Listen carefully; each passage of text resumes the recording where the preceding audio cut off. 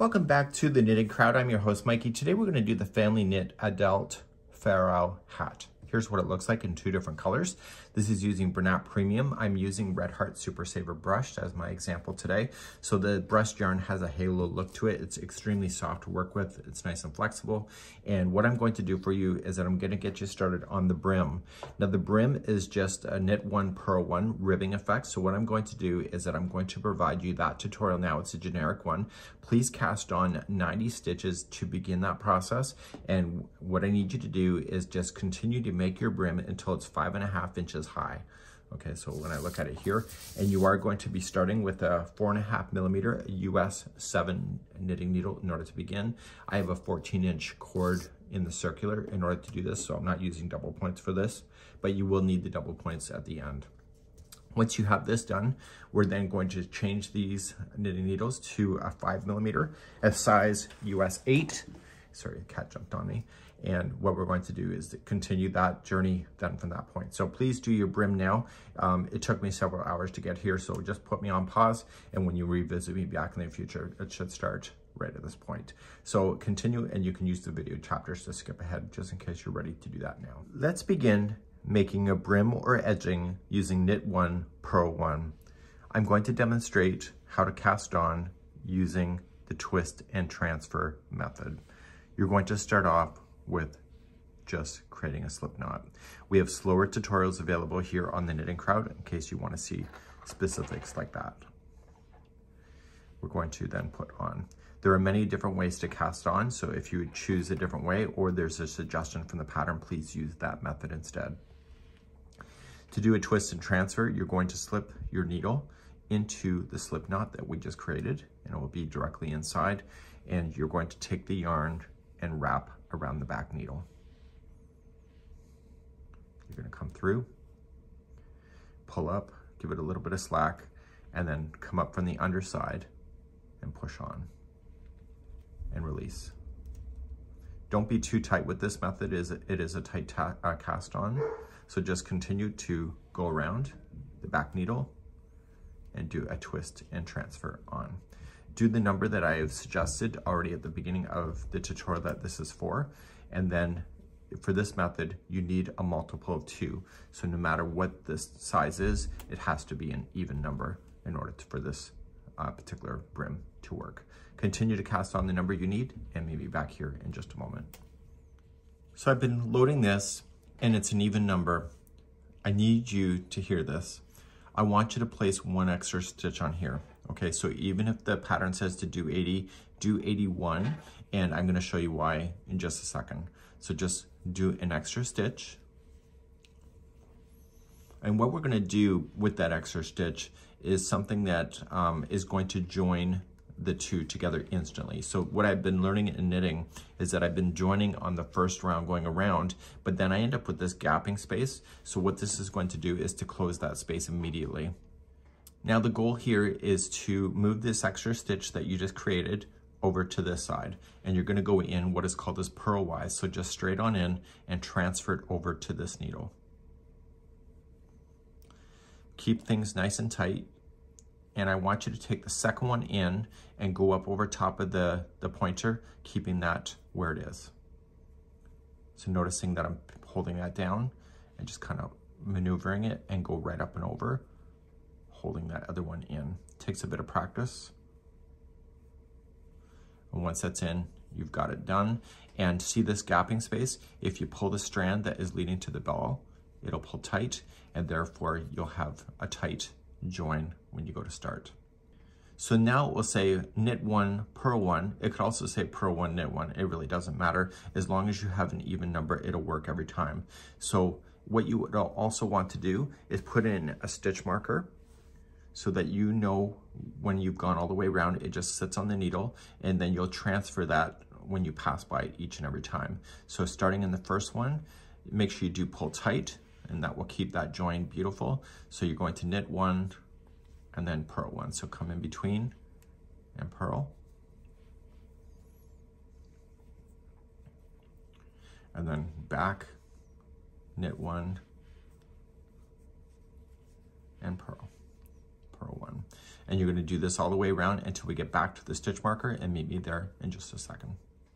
Just to clarify, as you are taking off this needle and knitting, you're bringing it to the other side, so you're constantly pushing down on this needle here, and this will push it back around the loop and come back up on the other side. So it's a constant revolution with knitting in the round, and therefore you can have seamless knitting by doing this concept. So it saves you from using the double points immediately, but in this kind of knitting, you always will have to use your double points at the very end if you're doing a hat in order to give it a close, because the wire length doesn't ever change. So then you need the double points in order to be able to accomplish that. Continue around. I'll see you at the end of the round. So I'm coming all the way around, and my last stitch should be a purl stitch if I'm alternating between the two, because we started off with a knit stitch to begin. So if you started off with a purl stitch and then a knit stitch, then a knit stitch would be your end. So it's whatever is the opposite one to where you started. So we're going to pull off. This stitch marker here just lets me know that I've gone all the way around, and you can just move it on over. So when you're looking at the work, you can see that there is horizontal strands right here. This meant that I did a purl, this meant that I did a knit stitch, and it helps to identify that. So just in case you think you're going wrong or somebody distracts you, if you look at that, you can tell what stitch went into where. So when you start then the next round, you start immediately then with your knit stitch, because that was the starting of the last round. And you see this is a knit, and see this, that was a purl. So you're just going to continually do this.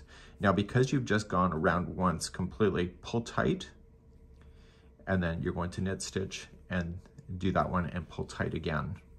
You can only pull tight for 2 stitches before it doesn't impact your work. Okay, so then it allows the join. So you're going to use the starting strand here to be able to sew in anything that is left open, if it is open, and then to hide in the ends for that. So this was a purl, so move it back, and so the next one has to be a knit, and you're continuing to alternate between the two. So this is where I'm going to leave you in this section, and if you're following this with a tutorial, just follow to the sides that I'm suggesting. You're going to notice that the ribbing will appear really within the next few rounds, and you'll really see it, the stretch happening, and it's something that's really neat. So welcome back. It's been a long time since you last saw me, just in case that you're working through this tutorial. And what we need to do is that we're going to change to the larger set of double point needles, or what you can do is that you can just change out your circular heads. So if you have ones that are interchangeable like I do, you can just simply change those out instead of having to change the cord. If you have needles that do not have that option, then what you'll have to do is just knit with the next cord with the needle attached to it, and then as you're knitting onto that one, you're just basically going to be taking it off this one that we have. Okay, so that's an option. So make sure they are the right size. So it's a 5mm.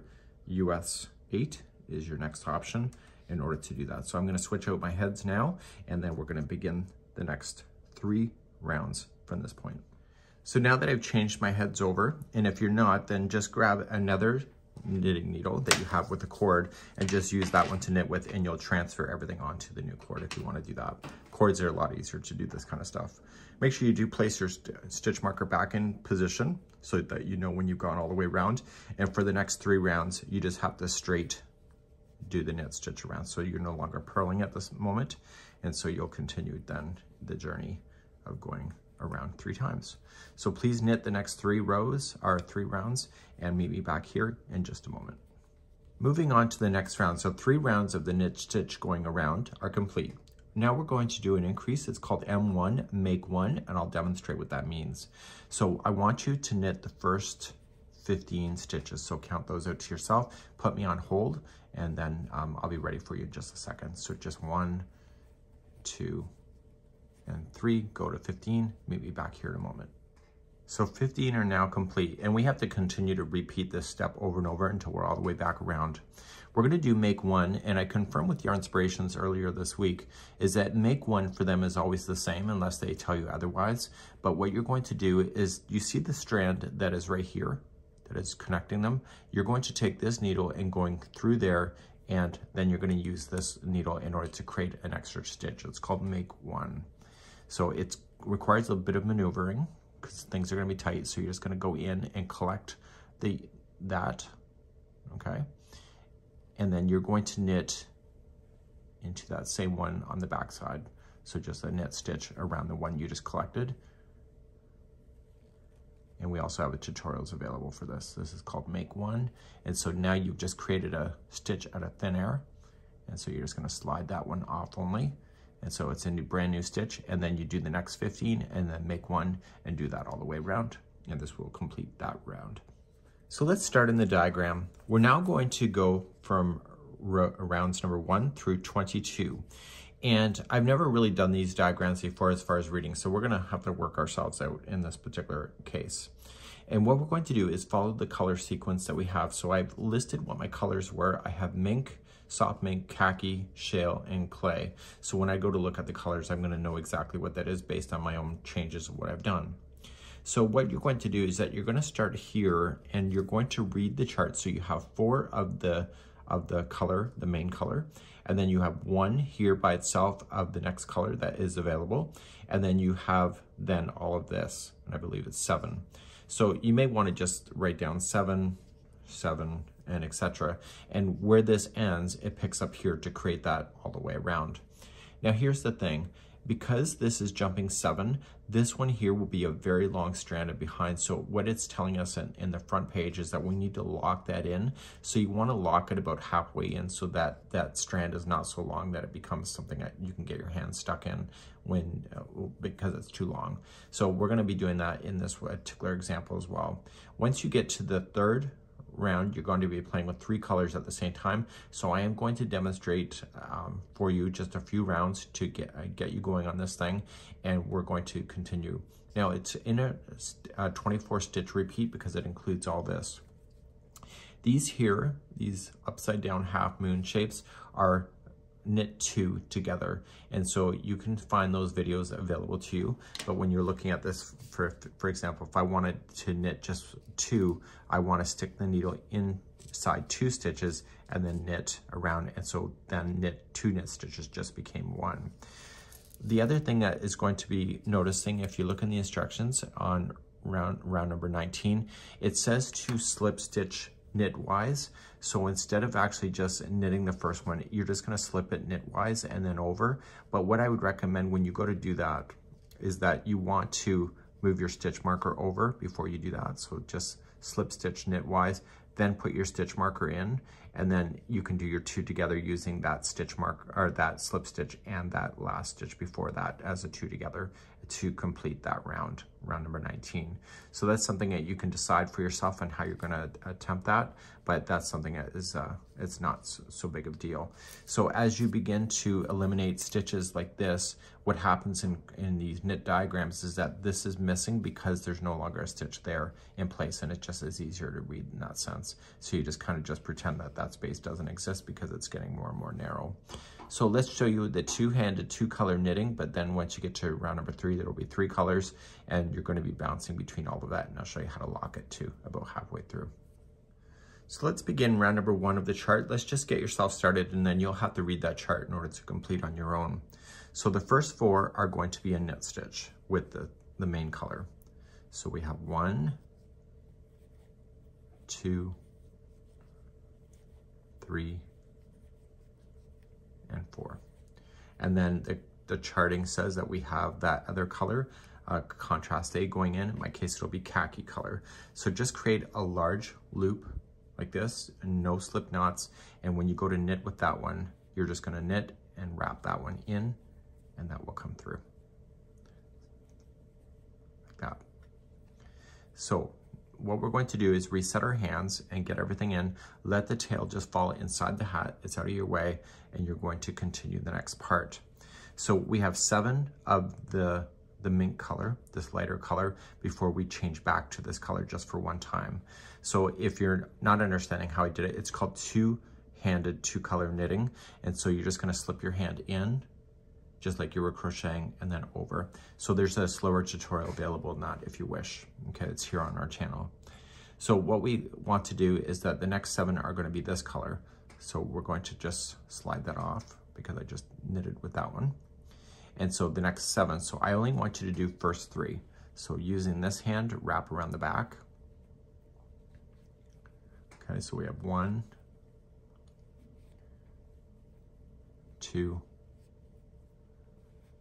and 3. So because it's 7 away, this strand here is going to be carrying a long time, so they want us to lock it between the needles. So to lock this in, you're going to then stick in your needle like you were supposed to, and then you were going to wrap this over as if you're going to knit it. Then you're going to continue to knit with the color that you really want, and before you're done, put this yarn back. And so this will get then stuck in behind and lock it. So I'll demonstrate again slowly. So to lock your float, you are going to go into the stitch that you want to go into. You want to take the yarn that you were about to do, and you want to come up and over as if you're going to knit it. You're going to knit with the one that you really want, but before you're done, move this one back over. And you're going to come on through. Do you see that? So when you do that, it's sticking in behind and it will lock it into position. So I'll demonstrate one more time. So you're going to come in, you're going to knit by coming over. Do this one, move this one back because you're not using it, and you're coming in and it will get stuck in behind and lock. Okay, so there you go. So that was how you lock it, and now the strand is locked in behind to that position. So you're going to do the final 3 of the other coloring here. So 1, 2, and 3. And then you're switching back to this color here. So to do this color, just push up on it and pull it through. And because the jump is not very big, you don't have to lock these in. So it's only, they're saying only lock if there's more than 5 in a row of the same color. So now let's do the next 7 here of the white. So we'll do the first 3. So we do 1,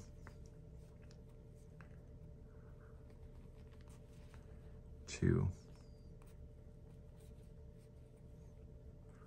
and 3. And now the next one, we're going to lock that float in. So going in, wrap around, wrap, unwrap, and pull through. Okay, and now that will get stuck in there, and do the final 3. So you have your 7 in a row. So we have 1, 2, and 3. And then you're going to switch back to this color here. Just up, so you're gonna have to push up and off. Okay, so you're only wrapping over when you're trying to lock in, from what I understand. Okay, so that's how you were gonna do that, and you wanna continue that sequence all the way around. So I'm coming up to the end of number 1, and the last 3 stitches should be the main color in order to keep the sequence, and you'll of course move up your stitch marker as you go around. So you're ready for round number 2, which is going to be using only 2 colors again. And you only need to use that locking every time there's more than 5 stitches that are skipped. So you don't have to use that in every round. And so when you look behind, you can see that it's locked instead of long strands. So now we're going to continue to round number 2, which is identical to round number 1. And so you'll start off with your colors here. Now, because you are just coming out of this one here, you may want to lock the first one in position. Okay, so lock it in behind. And so therefore that'll be stuck, and continue along. So it's 4 of these whites. But now that you know where the colors are, because you can see them, then you can just match what you see below here on round number 2.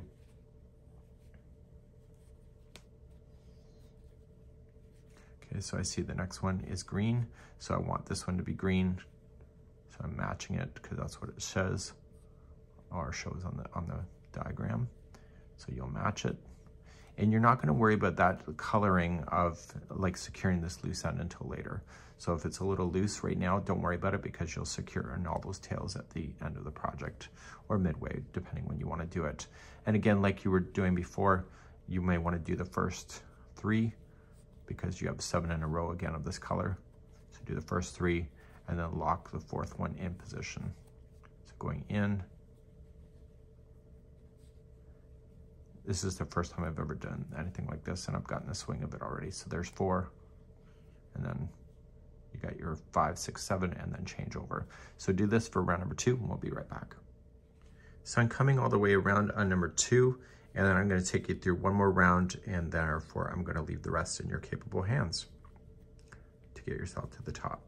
So this is the end of the round. I can tell by the stitch marker. And what I want to do then is start the next round. So in the charting, let's take a look at what we're up against.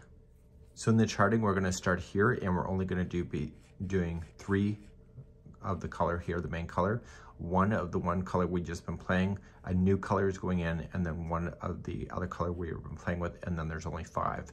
So because there's only 5 stitches in a row, we no longer have to lock. So I'm going to introduce a 3rd color to my left hand, and we're going to start off, and we're only going to do 3 of the main color. And if you do want to lock this one in because it is a long span from the last one, you can. You know, it doesn't hurt anything at all. Okay, so we got the 1, and just leave that in behind. So we got 1, and then 2, and 3. So now we're gonna introduce this color back in, so it's gonna come in 1 before the other one. So we're just gonna go in there. And now the next one is the brand new color that we've been playing with that we're about to start. So just going on in, just hold, and then do a long loop of the new color. You'll secure these tails in later and just push it on. So now this color is gonna go in play, and you're gonna knit with that color here. So we just have to get ourselves started with it, and then you can position your hands properly. So you got that one. And now let's position our hands. So let the straggler fall to the inside of the hat so it's out of your way. Just hold for a sec, hold, hold, hold. I actually realized that this blue here, this new color we just added, is too long of a span. So you are gonna have to lock it midway on the 3rd one of the white. So I said, and put both of the 2 colors without the straggler into your left hand.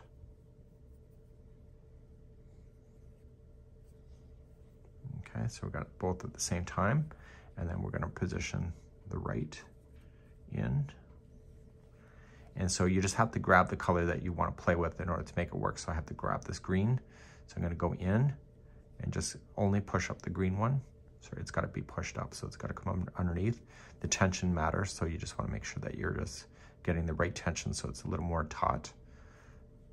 And now we're going to have 5 of the white color. So just let everything hold in behind on the left, and then just use your 5 here of the main color. So 1, 2, 3, 4, and 5. No locking is required. And then just watch the sequence. So the next one is going to be green. So going in, push up only the green onto that needle. The next one is going to be that shale color. So going in, only push up the shale.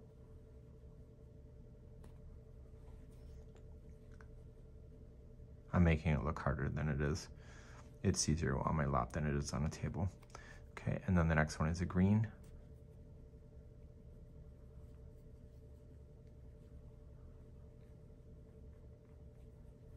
And then we have the 5 white again, or the mint color. And you're going to do that sequence all the way around, and I'll see you at the end of the round. So I've just come around on the 3rd round. So what I'm going to do is leave the rest for you. And don't forget that when you have this around here, these are knit 2 together. So just put the 2 together in the same coloring that you have. Lock anything that is more than 5 stitches away. So you would have to lock this white here in behind. And then just continue up, and on number 19, remember what it said. It says to slip stitch the first one knitwise, and then I would put in my stitch marker like I showed you, and then you're going to put 2 together when you see this, and then the last 2 stitches will be a knit 2 together. That includes that one that you will slip stitch for the first time.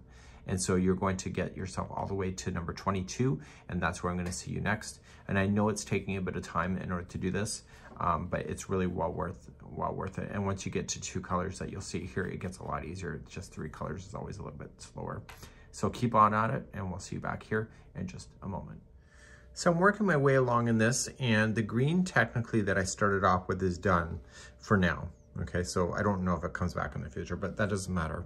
Right now, I'm done with this color, so I'm going to trim this yarn along like this, and then I'm just gonna tuck that on the inside of the hat for now, and I'm gonna deal with any loose ends like this later. So just tuck it inside and continue the pattern.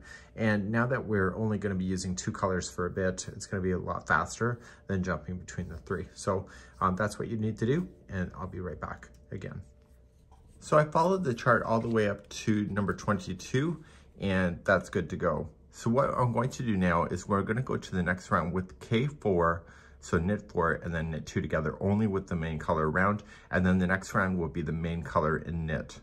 Once you have that done, you can see chart number 2, which is here, and what we're going to do here is to continue this. Now what we have to also do in this round, we have to get ourselves now back to double point needles. So because the cord cannot go any smaller, we need to start switching these over. So I'm gonna have some tips available for you coming up next. So now we're gonna have our double points ready, get 5 of them ready, and you are going to knit, and as you knit, the one will fall off. So we're gonna leave this out of the way, and we're going to use this knitting needle. What I'd recommend to you is that every time there's a grouping that says knit 4, 2 together, that is considered one multiple. So whenever you do these, just make sure that you keep always a multiple together on the same needle. It just makes your life a lot easier. So using this needle instead, we're going to knit the next 4. So we have 1, 2, 3, and 4, and then we're going to knit the next 2 together. Okay, so you put both of them together in the same stitch, and that's considered one multiple. So I want you to look at it and just kind of eye it up on getting all of this around on the 4 needles. So do another set because you can do more on this needle. So we have 1, 2, 3, and 4. And then we're going to do knit 2 together. And it looks like I can do even more on this needle, so let's keep on going. So let's do another 4. So 1, 2, 3, and 4, and put the next 2 together.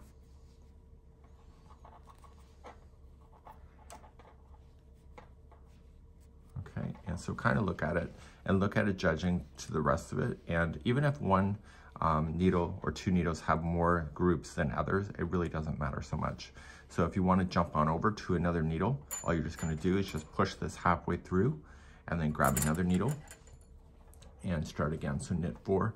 When you do a jump like this, the first one has to be tight. So coming all the way around and in. So we'll try again. It's always awkward on the jump. So if you don't think that I'm, my point being is that if you're struggling, it's not you, it's the concept. So then once you do the second one, it's easier. And once you do the second one, just pull tight with your finger, pushing it up. And then that was number 2, 3, and 4, and then put the next 2 together. Okay, so keep on doing this until you are using all 4 needles going in a circle, and therefore you'll have the 5th one to be able to knit with later. So do this all the way around. This is the next round. So I've just come all the way around, and I'm just pulling out my last one. So these knitting needles are now retired, and everything is on the 4 points. So it's a little uneven. I'm not gonna worry about it. I'm so new at knitting, I think I can manage. So what I'm going to do is knit completely the next round. So just exactly what I showed you. When you jump the needles, make sure that you're tight, okay, because you end up with a space. So to start, you need to move the needle down, and so you'll grab the 5th one, move this one halfway up so it doesn't slip off, and you're gonna go, and when you jump the needle, make sure that the strand is tight. the first one is always awkward, like whenever you do a jump. So pull on it, okay, and then just lift and really give it a good tug. And it's the secret's in the second one, because after the second one, you can no longer tighten to bring that join nicely around. So please knit all the way around for this round. So right now we have just finished the main color for knitting, and now we're going to go and use this chart. So we're going to do these 5 rows. You're going to introduce contrast A once again. You will follow the color sequence as you see going all the way around. On the 4th round, you have a knit 2 together right here, so don't forget to do that. That's why there's a box missing on the 5th round. The 5th round, you will be back just to the main color. Once you have all this done, where I will pick you up in just a few seconds for now, we will finish off the final 3 rounds then together. So please do this chart now, and I will meet you at the end of number 5.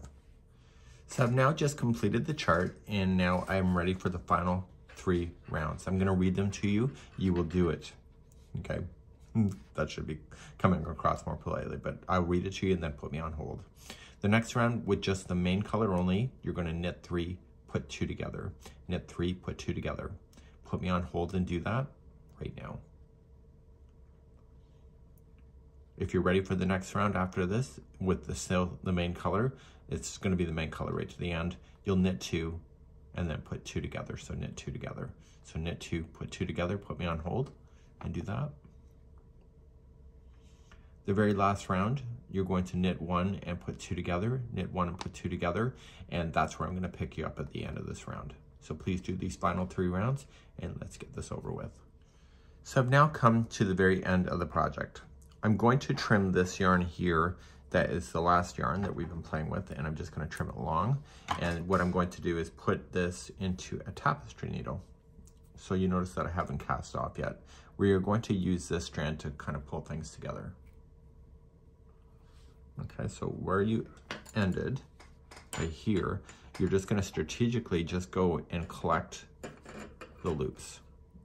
So I would highly recommend that when you collect, just pull a little bit of yarn through just to make sure that it is on there before allowing it to fall off. And you can collect multiple at the same time if you want to, and just continue to do that. So collect all of them and release your needles as you do it. So I've now just came around, and you're going to see loose strands for when you were carrying up, because I haven't told you how to secure those in. I don't think so. Maybe I did. But what I want to do now is just kind of pull on the top and close the top down. Okay, and pull snug. Depending on your yarn choice, sometimes the yarn can be really fragile depending on the brand. This yarn is Super Saver, so it's pretty good. So I'm just going to secure in with just crossing over. Don't go too crazy on just doing it. You just need to close it. And then once we have to do that, we have to then put this to the inside and go down through here. If you would like to add a pom-pom, you're more than welcome to do so. And there's tutorials on how to make pom-poms or get a store-made one. So I'm going to just secure this on the inside. So let's just go back right to the tip of here. And I'm just going to take it. And you see a lot of strands here. Those are all the strands I've been just adding as we've been going, but I haven't been securing those in as I've been working my way through it, because I can do it at the end. So I'm just tying a knot, making sure it's secure, and as soon as that's done, good to go. So let's turn this back to the outside of this now, and you're gonna have a definite seam line of where you always started and stopped. And I'm just gonna look for it on the inside here. It's right here. So you're gonna see some strands are kind of loose here. So what you have to do is strategically, as you secure them together, you wanna just kind of fold up. And when you pull on one, you wanna compare it to the good side of the work. So when you pull, it changes the structure. So do you see that right here? It just changes that. So if you pull too tight, then what happens is that it becomes a problem, because it doesn't look like it belongs. So you wanna just make sure that when you secure, you want to stay on the back side of the work only. So grabbing your tapestry needle.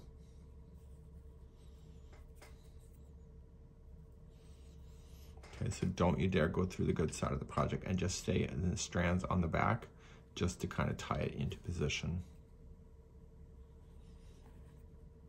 And if you're not sure, just turn it around and look on how it's being pulled. Okay, and then if you want to hide in your yarn, you can continue to do so, but don't go to the good side of the work at all so you don't see it. So you can just secure all of your loose ends in the same manner so that it'll be done. And then we want to obviously secure the very beginning one as well. So you're gonna have a very tall hat because of the very generous brim. And so when you do this one here, because you are gonna lean it up here, you're gonna wanna favor the inside of the brim for when it's folded up. So if you go on this side, you're gonna see it.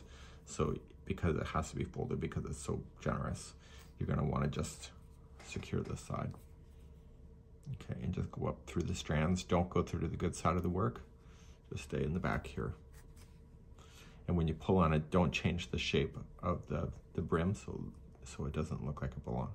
So it doesn't look like it's out of place. And just stay in the back here. And make sure it ties onto a knot so you can secure it. And therefore it should be good to go. Just weave in your ends. Okay, good to go. So when you fold up, it should be pretty good.